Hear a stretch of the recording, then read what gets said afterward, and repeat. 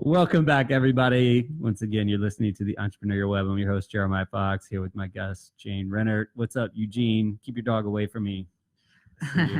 His dog, it was my fault. I was skateboarding by them on the street, and I stopped to say hi. Skateboard? Dude, what are you, man, 12? Come on. In my mind, yes. And in parts of my body. Other parts are like, you're not 12 anymore, dude. Stop doing that. But I did. I had to get to the co-op to do inventory and get back real quick before either teaching jiu-jitsu or something. I can't remember. And so I'm flying down Greenwood Ave, and he's got this interesting kind of pit British bulldog mix. But I know the dog. He's like super chill. He did not like my skateboard. And this dog, he only got my shoe, but he got my shoe. Wow. In like pit-like fashion. And I'm like, and Eugene kind of smacked him and he let me go. It was harmless, but scared the shit out of me. There you go. Yeah. Oh, Brenda Monzi's on. What's up? Say hi to Brenda. Hi, Brenda. How are you?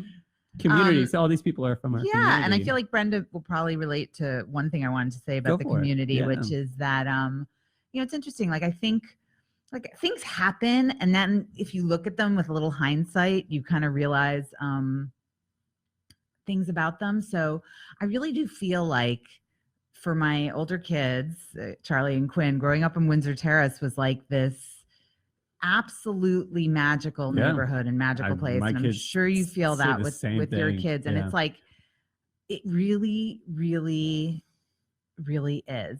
And they just like, I just think about snow days, and I think about just being in the park until 7:00 at night on a Friday, and just all of these, knowing everyone in the neighborhood, feeling with a bottle of Macon Village, Brenda, and your stroller. Yeah, and feeling and just feeling like they were at least reasonably safe on the streets because there were so many people that they knew. Oh, yeah. I mean, I've called upon you to pick up my kids at school. Well, that's it doesn't take long, right? You put that APB out, like I need help, and like 10 people are like an unintentional like babysitting co-op where you could sort of text out like, I'm running late, somebody get my kids, and it would always work out. And it was really like a special time and place. It still is, and it gives. That's one of the things that really fuels me, every day to just get up, and like I said, I hit the streets sometimes at like 7:30 in the morning, and there are people out there, and we start talking. It's all about what's happening, and I really love it. I love to be in it, and it's like midnight before I get home. Sometimes part of something feels good, and fantastic, and that's just to weave it in, like being part of a community. I don't know that I realized how important it was to me until I was part of one that was so concrete in that way. Here. Absolutely. Do you know what I mean? Like, and so then having a business, you're not more part of the community, but like you're a more visible part of the community. Right. And so but your businesses have given significantly. Well, we were like, we are a community place. These people who come in here are our neighbors. Every school that's in the neighborhood, if they're doing a fundraiser or whatever. Even beyond the neighborhood, it's like gotten to the point now where it's like, oh, you're a school. Oh, you're a music organization that teaches children, and you need a case of wine. Like, don't take advantage of it. Julie's watching too. Hi, Julie. And so, extensive giving to the community, like basically any kind of benevolent organization that need a little hand. We do it all the time. And I recently, so 3 years ago, I started working. So let's talk about what you're doing now. Right. So you build all these businesses, which is another very entrepreneurial thing. You build these businesses, and then you're like, I'm going to keep them, but I'm going to go do something else. So what have you chosen That's pretty much what I've done. Now? And so I really, at a certain point, really wanted to make a change and work in the nonprofit sector and sort of like go back to what I felt like my roots were, which was like this kind of,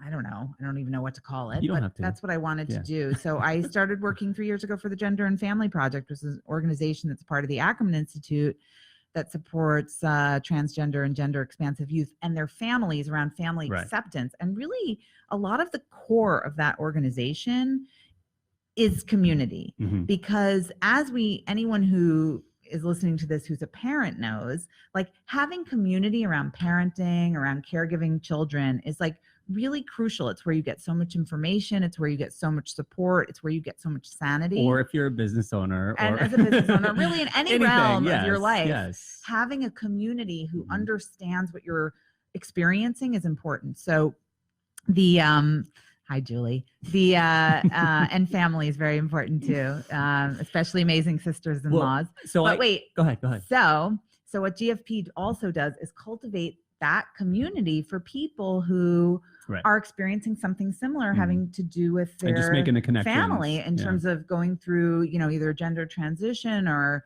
gender questioning or whatever it is. And so families and youth can build their own community around that. And it's so powerful. Like it is such a powerful model, and it's so necessary and needed and really important. So I feel like it in a way ties in to a lot of other things we've done. And it directly affects my family, and it directly affects a lot of people that I know and care about. So it's super important, I think, to have that. And so I'm working there now, and it's interesting because now, there was another organization that was doing an event, and it was like Thanksgiving, like a friend Thanksgiving thing. And I don't want to go into too much detail, but I was like, let me send a case of wine. And they were like, what? Right. And I was like, no, this is easy for me, and I want to do it, and they were like, wow, you're going to give wine to our Thanksgiving? I was like, anytime, because this is my community now, part of my, I have more than one community, but this is, you are part of my community. I want to, this is not a hard thing for me to do and support in this way. So people think it's very special, but it feels right. Which is great. And one theme I keep hearing from some high level business personalities is giving without expectation. So being that we're in the business world, we're used to transaction-based relationship where it's like, I give you this in exchange for. Right. But when you, and obviously you can't do this all the time, even nonprofit, you have to, you expect to get something back. But to be able to give and just be like, don't worry about it. And the payoff for that can be tremendous. Yeah. And and I think about it because like, I can't give a big donation to every organization that is doing great work. And there's so many, whether it's around, gender, supporting trans rights or a million other causes that I also support. Whatever, exactly. Yeah. So I can't do that, but I can give a case of wine pretty easily. Right. And so I'm so happy to do it when I can. And it's not a hard thing. And then one of the things that always impressed me. It's funny, like Julie knows that, and she's acted on this too, that like we've done it. Her father, who owns a gallery space in Chelsea, he always lets us do these school fundraisers in his space. So for every school that one of Julie's kids have gone to, or in every school that our kids have gone to, we've done these events and, building community in that way too. So, so that's also been really fun. So we do these wine tasting events, and then, it's fundraiser for the school, and it's super fun. Elliot's doing one tonight for ICE, where Patty teaches. Charlie doesn't even go there anymore, but both of my kids went there. And we're still supporting ICE, because that was a huge thing for us. So Elliot's 154 and 154, we still do it. And, and so like, that's important too. Right. But you're we're roping everyone into our community and into that kind of support. But your extended network supports it too. Like Jack Rennert being like, use the space. Yeah. And it's like, oh, okay. For a school fundraiser, value goes way up for everybody. Yeah. And it's just, and that for him is like, I think he's able to do that. He feels like that's something he's able to give, he's right. You can only give what you can give. And he has this beautiful space, and he's like, you want to use it and raise money for a good cause? Do it, And so, there's like a generosity there that where he isn't also, he isn't expecting anything that comes back from it. And he's just doing it because it's something he's able to do. And that's how I feel about, that's a really good, we're going to have to wrap it up and we'll start to gear our thoughts and ideas towards that. I mean, coming off of the tail of Thanksgiving, that's just like, it's a great way to, people celebrate Thanksgiving. They're like, oh, this is the time we need to remember. But it's like, you should do this all the time, just like make the sacrifices, we've certainly or figure out the way that you can give back without it being a sacrifice, and like we're just, it's always like something, like I said earlier, anytime you take one, add one thing, it's coming from something else. But like if it's just a little bit of time or a little bit of money or a little bit of product, like no big deal. Like try to find that way to make those connections. If you are in business and you want to do this for a long time, which I hope all of you do, that's a really great approach. You have to have the transaction-based approach to survive, but try to fold this idea in. If is there something you can say you can do it? Just you told me this was going to happen and now I'm stressed out. I really don't. Your core message it doesn't even have to be so much about business, because I feel like for you it's your mode of existence and then you do business. So like what's at the core of you that you just want to share that has helped you in all of these things? 30 seconds, go. Start a lot of things.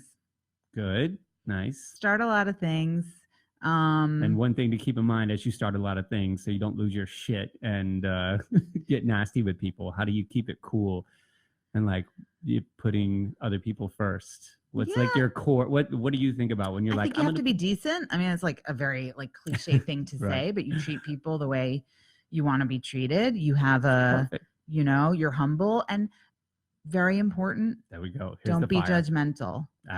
Yes. So many people are so judgmental about things, and like, you can't think of what you're doing is better than what anybody else is doing. Like, I almost sometimes I'm like, we're a new wave of business, but there were other businesses there, and there are, like a bodega is a good business, right? And a very benefit to a community. Like opening a shishi wine store isn't better than that. Right. It's part of that. Don't judge everybody else, but also don't be too hard on yourself. Yeah. Gotta be good to you. All right. We're going to have to end with that, everybody. Have a great weekend. We'll check in with you next week. You're listening to the Entrepreneurial Web. Take it easy.